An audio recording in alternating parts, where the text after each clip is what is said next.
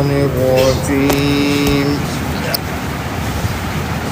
بسم الله الرحمن الرحيم فأما اليتيم فلا تقهر وأما السائل فلا تنهر وأما بنعمة ربك فحدث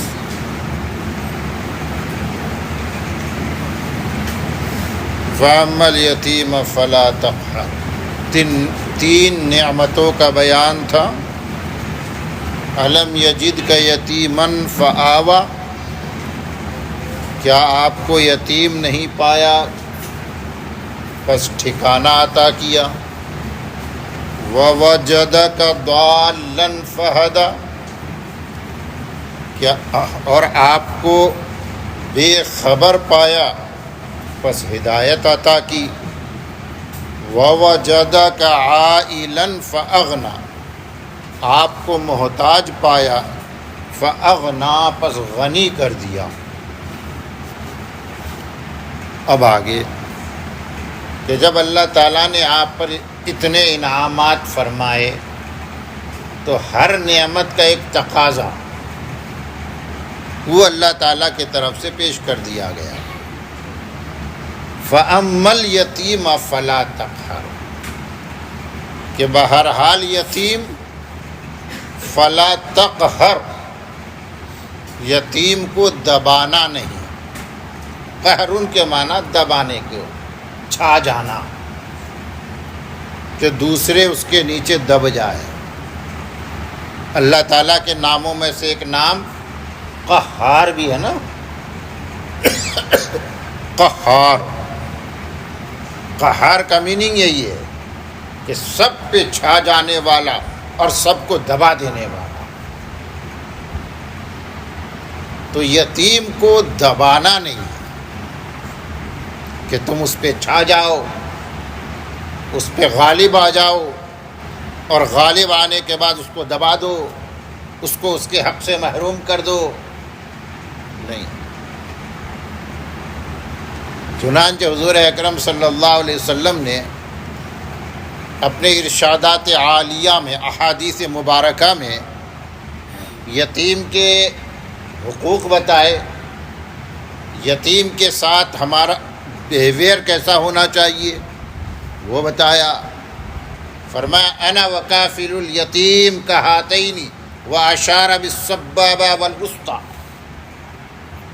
کہ میں اور یتیم کی کفالت کرنے والے جنت میں اس طرح ہوں گے. اس کو بولتے سبابہ، دینی نام ہے اس کا مسبحہ. سبابہ جو آدمی گالی گلوچ کرتا ہے نا تو اسی انگلی سے اشارہ کرتا ہے، انگلی دکھاتا ہے. تو سبن سے ہے کہ جھگڑے کے وقت یہ انگلی استعمال کیا. لیکن اسلامی نام یہ کیا، اس کا کیا ہو گیا ہے؟ مسبحہ. تسبیح اللہ کے اکتائی کے طرف ایک ہونے کو بتانا ہو تو کیا کہیں گے؟ اللہ ایک ہے. اور اس کو وسطیٰ کہتے ہیں، درمیانی انگلی. تو آپ نے ان دونوں انگلیوں کی طرف اشارہ کیا.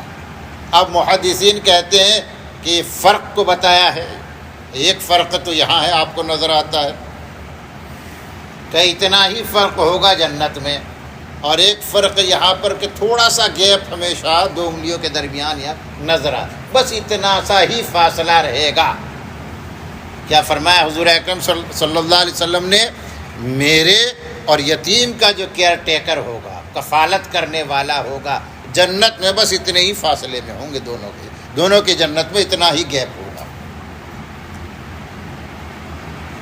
اور حضور اکرم صلی اللہ علیہ وسلم کا عمل اگر آپ دیکھیں کہ آپ کس طرح یتیموں کی خبر گیری فرمایا کرتے تھے.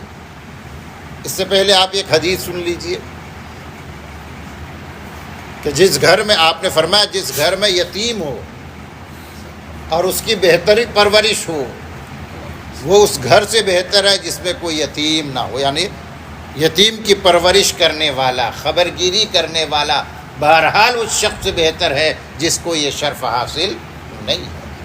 حضور اکرم، میں عرض کر رہا تھا کہ حضور اکرم صلی اللہ علیہ وسلم کی عملی زندگی کو آپ دیکھیں۔ ایک واقعہ آپ نے عید کے دن کے حوالے سے سنا ہوگا کہ آپ صلی اللہ علیہ وسلم تیار ہو کر عید کی نماز کے لیے عیدگاہ کی طرف، جنگل کی طرف جا رہے تھے۔ دیکھا کہ کچھ بچے کھیل رہے ہیں، عید منا رہے ہیں، خوشی منا رہے ہیں، لیکن انہی بچوں میں سے ایک بچہ سب سے الگ ہٹ کر بہت مغموم، پریشان حال، رنجیدہ نظر آ رہا ہے۔ آپ کے کہتے جاتے قدم رک گئے۔ آپ جا رہے تھے جنگل کی طرف، عیدگاہ کی طرف، آپ نے رخ موڑا، اس بچے کے پاس گئے، بچے سے پوچھا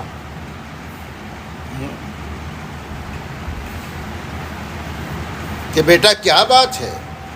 سارے بچے کھیل رہے ہیں، عید کی خوشی منا رہے ہیں، اور تم سب سے ہٹ کر الگ کچھ پریشان نظر آتے ہو۔ وہ کہنے لگا آپ جائیے، میرے غم کو تازہ مت کیجیے۔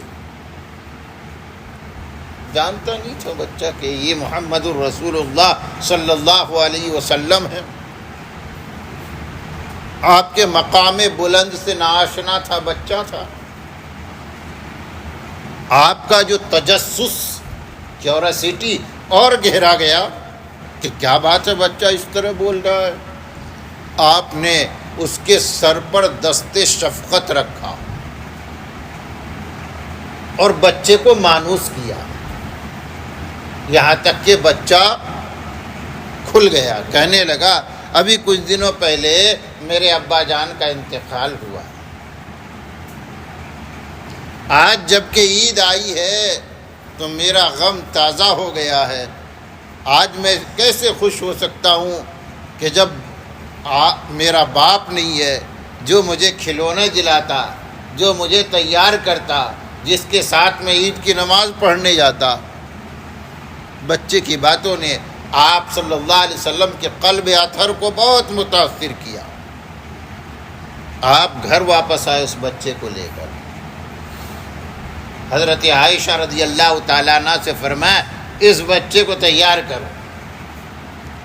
بچے کو تیار کیا گیا اور آپ صلی اللہ علیہ وسلم نے فرمایا کہ آج سے محمد تیرا باپ ہے اور عائشہ تیری ماں۔ یہ رویہ تھا آپ صلی اللہ علیہ وسلم کا، چونکہ قرآن نے کہا تھا فَأَمَّا الْيَتِيمَ فَلَا تَقْهَرْ۔ دوسرا وَأَمَّا السَّائِلَ فَلَا تَنْهَرْ۔ بہرحال مانگنے والا فلا تنہر، اس کو جھڑکنا نہیں، جھڑکنا، ڈانٹنا، سخت بات کہنا۔ مانگنے والے، اگر کوئی مانگنے آتا ہے تو مانگنے والوں کو جھڑکنا نہیں چاہیے۔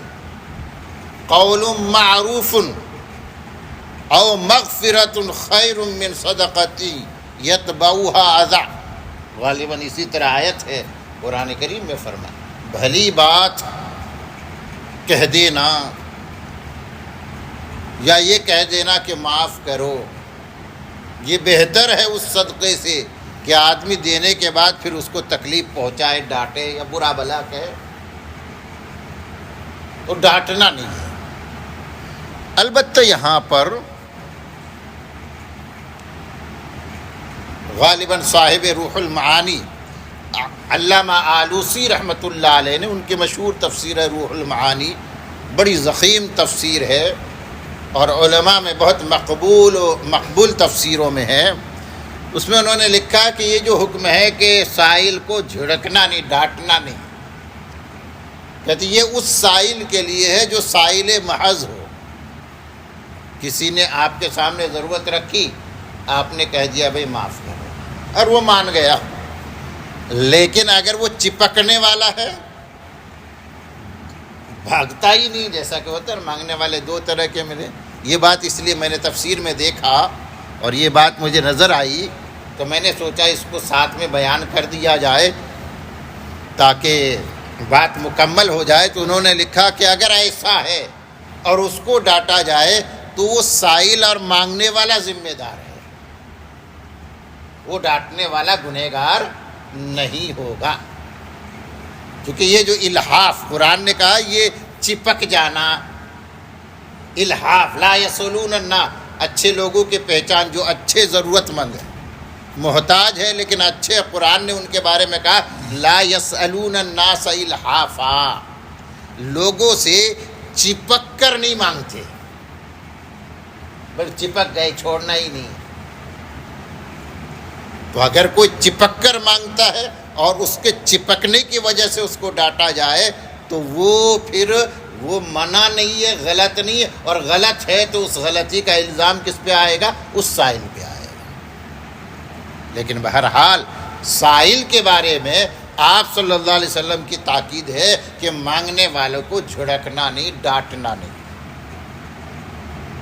یہاں پر تو صرف مانگنے والا، اور چونکہ وَوَجَدَكَ عَائِلًا فَأَغْنَا کے ریفرنس سے آیا ہے اس لیے اس کا ترجمہ مانگنے والا کر دیا جاتا ہے.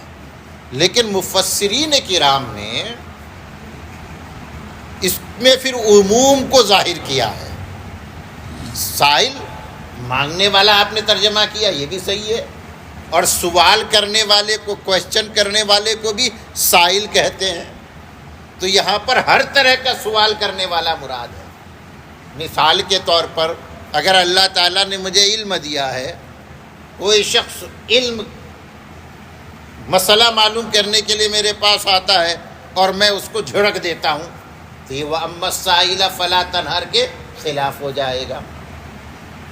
آپ کو اللہ تعالیٰ نے کچھ ایسا عطا کیا ہے کہ وہ سب کے پاس نہیں ہے، اور لوگوں کو اس کی ضرورت ہے، اور اپنی ضرورت کے لیے وہ آپ کے پاس آتے ہیں، تو آپ کو اللہ کی نعمت جان کر کہ یہ چیز میرے پاس اللہ کی نعمت ہے، اس نعمت کا حق یہ ہے کہ میں اگر کوئی ضرورت مند اس حوالے سے آتا ہے تو اس کی ضرورت پوری کروں.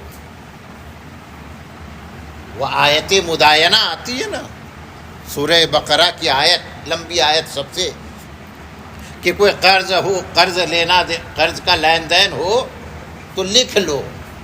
تو اس زمانے میں تو لکھنے والے بہت تھوڑے تھے نا، تو کاتب کو یہ کہا گیا کہ اگر کوئی کہے تم سے کہ لکھو تو تم انکار مت کرنا، اس لیے کہ تم کو لکھنا آتا ہے، سب کو نہیں آتا، اور یہ اللہ کی نعمت ہے،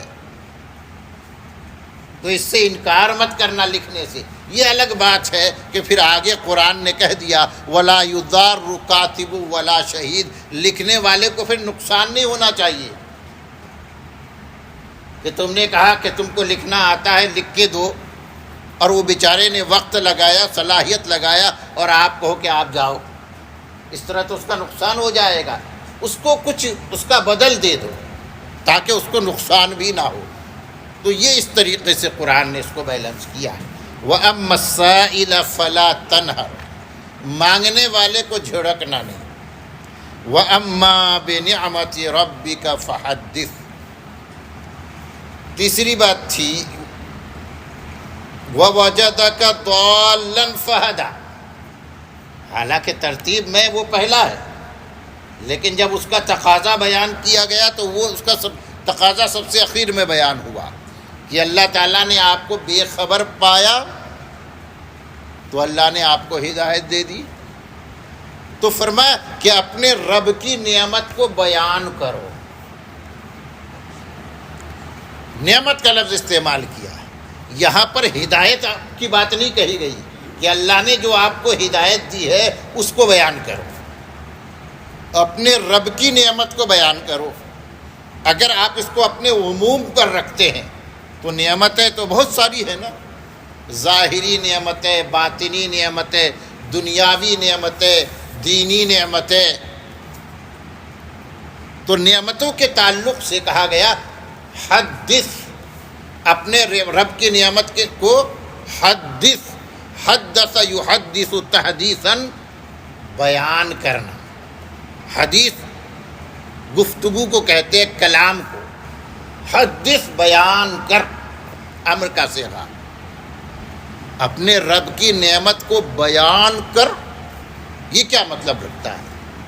بیان کر، اس کا یعنی تحدیث اللہ نے تجھے جو نعمت دی ہے اس کا تذکرہ کرو.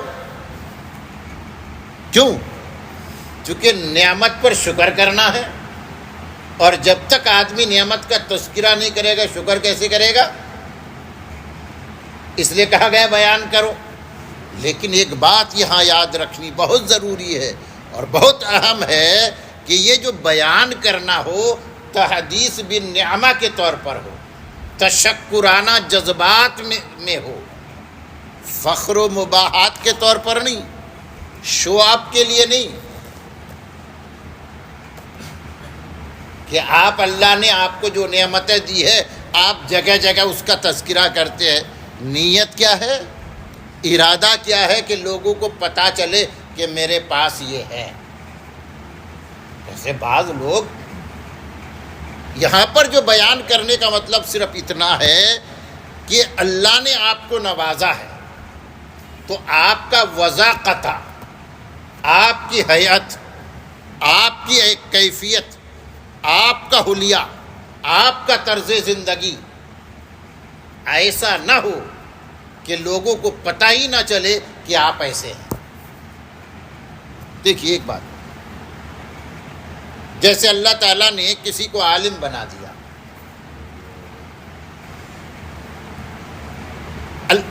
معاشرے میں عالم کا ایک وضاقتہ ہوتا ہے، ایک پہناوا ہے، ایک حلیہ ہے. اگر آدمی اس حلیے میں رہے گا تو بتانے کی ضرورت نہیں کہ میں عالم ہوں، یہ حلیہ بتا دے گا. اب کسی کو اگر مسئلہ پوچھنا ہو تو آپ سے آ کے پوچھ لے گا کہ عالم صاحب، حالانکہ ان کو پتہ بھی نہیں کہ یہ عالم صاحب ہے کہ نہیں ہے، مفتی صاحب ہے کہ نہیں، لیکن وضاقتہ حلیہ اس طرح کا کہ وہ بتا دیتا ہے کہ میں عالم صاحب ہوں، میں مفتی صاحب ہوں، تو وہ اپنا مسئلہ حل کر لیں گے.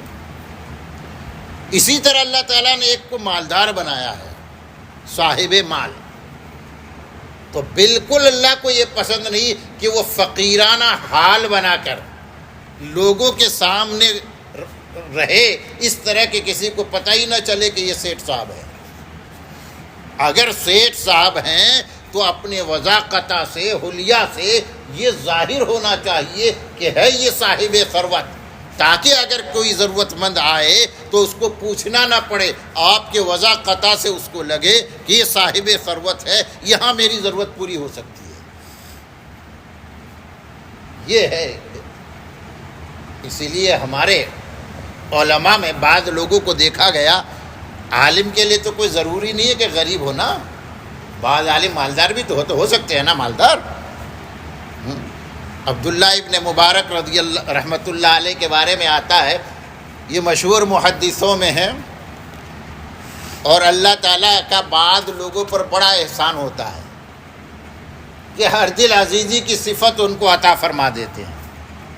ہر دل عزیزی، ہر آدمی کہتا ہے یہ میرا ہے، یہ میرا ہے، میرا ان سے تعلق ہے، میں انہی کی جماعت سے تعلق رکھتا ہوں. تو محدثین میں ایک نام ہے عبداللہ ابن مبارک کا، یہ امام ابو حنیفہ رحمۃ اللہ علیہ کے شاگرد ہیں اور بڑے محدثوں میں ہیں. آپ جن سے بھی پوچھ لو ہر کوئی ان کی تعریف کرے گا، چاہے وہ کسی نظریے کا، کسی بھی مسلک کا عالم ہو. اللہ نے وہ مقام دیا تھا کہ ایک یہودی کا ایک واقعہ یاد آیا. ایک یہودی کا مکان تھا ان کے پڑوس میں، اس یہودی نے بکنے کے لیے اشتہار دیا، اس زمانے کے اعتبار سے مشہور کیا مجھ کو مکان بیچنا ہے، لیکن مکان ایریا کے حساب سے جو مکان کی قیمت ہوتی تھی اس کا ڈبل قیمت رکھا. کسی نے اس یہودی سے پوچھا کہ ایریا میں تو اتنی قیمت نہیں ہے جتنی آپ نے رکھی ہے، قیمت ہے ڈبل قیمت ہے. کہنے لگے مجھے بھی معلوم ہے، لیکن ڈبل اس لیے یہ جو گڈ ول کی قیمت ہوتی ہے نا، گڈ ول آپ کی، آدمی گڈ ول کی کو بھی بیچ، کہتے ہیں میرا وہ مکان عبداللہ ابن مبارک کے مکان سے لگتا ہے، میں ان کا پڑوسی ہوں، آدھی قیمت اس کا وصول کروں گا میں. یہ عبداللہ ابن مبارک کا حال تھا. کہتے ہیں کہ عبداللہ ابن مبارک رحمۃ اللہ علیہ، اللہ غریق رحمت فرمائے، بہت بڑے تاجر تھے، اور بہت بڑے سخی بھی تھے، اور سخاوت اس طرح کرتے تھے کہ لوگوں کو پتہ ہی نہیں ہوتا تھا۔ ان کے انتقال کے بعد پتہ چلا کہ سینکڑوں گھر جو ہے یہ ان کے عطیے سے چلتے تھے۔ انتقال ہوا تو ارے میرے گھر میں اتنا آتا تھا، ارے میرے گھر میں وظیفہ تھا، اب سب تذکرہ ہو رہا ہے، اور زندگی میں انہوں نے منع کر رکھا تھا خبردار کسی کو بتانا نہیں، پتہ نہ چلے کسی کو۔ تو عرض کر رہا تھا کہ ہو سکتا ہے، تو بعض بزرگوں کو دیکھا گیا کہ وہ ایک عام سا حلیہ ہوتا تھا ان کا، وہی کپڑا ہوئی، لیکن اپنے جسم پر ایک چیز ضرور ایسا رکھتے تھے کہ سامنے والے کو پتہ چل جائے کہ یہ تو بہت قیمتی ہے۔ عام طور پر ہمارے بزرگ جو صاحب ثروت ہوتے تھے جوتے بڑے اچھے پہنتے تھے۔ اس وقت مارکیٹ میں جو سب سے بہترین جوتا مانا جاتا تھا وہ جوتا پہن لیا، یا چشمہ بہت اچھا بنا لیا، یا گھڑی اپنے پاس ایسا رکھ لی، باقی سب بالکل عام جیسا، لیکن ایک چیز بہت اچھی رکھی۔ تو اس کی حکمت یہ بتاتے تھے کہ تاکہ لوگوں کو اعلان کرے میری یہ چیز کہ بھائی میں مفلوق الحال نہیں ہوں، میں غریب و تنگ دست نہیں ہوں، اللہ نے مجھے نوازا ہے۔ تو فرمایا وَأَمَّا بِنِعْمَتِ رَبِّكَ، لیکن ایک بات وہی ہے جو اصل الوصول ہے، جو ام الوصول ہے، امہات الوصول میں سے، کہ ریا، نام و نمود، شہرت، شو آپ کا جذبہ بالکل نہیں ہونا چاہیے۔ اظہار حقیقت کے طور پر، تحدیث بالنعمہ کے طور پر بیان کیا جائے کوئی حرج نہیں، لیکن اگر مقصد اپنے آپ کو اونچا بتانا، اپنی شان کی بلندی بیان کرنا، کہتے ہیں اللہ تعالیٰ کو ذرہ برابر پسند نہیں۔ یہ دکھاوا آدمی کے ساری نیکیوں کو کھا جاتا ہے۔ لا تبطلوا صدقاتکم، اپنے صدقات کو، ساری عبادتیں مراد ہے، اس کو خراب مت کرو دکھاوا کر کے، کیونکہ دکھاوا اگر تم نے کیا تو وہ عمل تو اس کے لیے ہو گیا، اللہ کے لیے تو ہوا ہی نہیں، اور اللہ کسی ایسے عمل کو قبول نہیں کرتا جس میں دکھاوا آ جائے، چونکہ یہ اللہ کی غیرت کے خلاف۔ تم نے کیا دوسرے کی نیت سے، دکھاوے کے لیے، اور اللہ تم کو اس کا ثواب دے گا، اللہ اس کو قبول فرمائے گا۔ ہم نہیں قبول کرتے کہ بھائی ہمارے یہاں کیا ہوتا ہے، آپ سے ملاقات ہو گئی، کہتے ہیں کہ نہیں بہت اچھا آپ سے ملاقات ہو گئی، تو آپ کہتے ہیں آئے تھے کس کے پاس، کہ ان سے ملنے کے لیے، تو دل میں اسی وقت اچھا ان سے ملنے آئے تو لگے ہاتھ مجھ سے مل لیا، خوشی نہیں ہوتی۔ لیکن اگر کہے کہ آپ ہی سے ملنے کے لیے آیا ہوں تو آدمی خوش ہو جاتا ہے۔ تو اللہ تعالیٰ تو سب سے زیادہ غیرت مند ہے نا، اللہ اسی عمل کو صرف قبول کرے گا جب عمل کرنے والا یہ کہے یا اللہ تیرے ہی لیے میں نے یہ عمل کیا ہے، تو اللہ قبول۔ اور آدمی کہنے اس کے لیے بھی کہتے ہیں اللہ تیری رضا کی بھی نیت تھی، اللہ اس کو ریجیکٹ کر دے گا۔